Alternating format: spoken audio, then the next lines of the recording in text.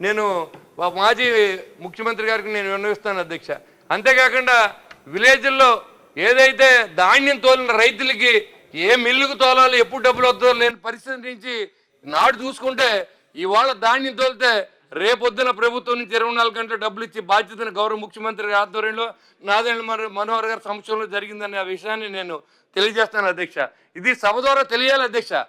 అప్పుడేం జరిగింది మర్చిపోయిన పరిస్థితి జనం వచ్చినప్పుడు మళ్ళీ వాళ్ళ కాకంబుల్ స్టోరీస్ అన్నీ కూడా ఇవాళ వాళ్ళ యొక్క కరపత్రాల్లో వేస్తున్నది చాలా దురదృష్టకరం అధ్యక్ష. అదేవిధంగా పంచాయతీరాజ్ శాఖనే ఇవాళ భారతదేశంలో మొట్టమొదటి స్థానాన్ని తీసుకెళ్లినటువంటి వ్యక్తి పవన్ కళ్యాణ్ గారు.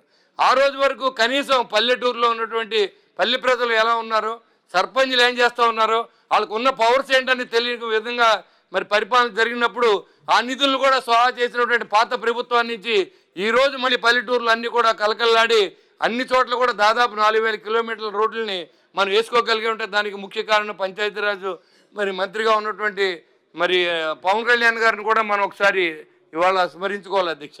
మరి అదేవిధంగా మరి ఏదైతే ట్రూ ఆఫ్ ఛార్జెస్ అని ఎలక్ట్రికల్ బాధినటువంటి పాత ప్రభుత్వం ఈరోజు గౌరవ ముఖ్యమంత్రి చంద్రబాబు నాయుడు గారు ఈ 5 సంవత్సరాలు కాదు నేనుండగా ఎప్పుడు కూడా కరెంటు బిల్లు పెంచడం అనే విషయాన్ని మన తేటతెల్లం చేసిన విషయాన్ని ప్రజలకు గుర్తు చేయాలి అధ్యక్ష.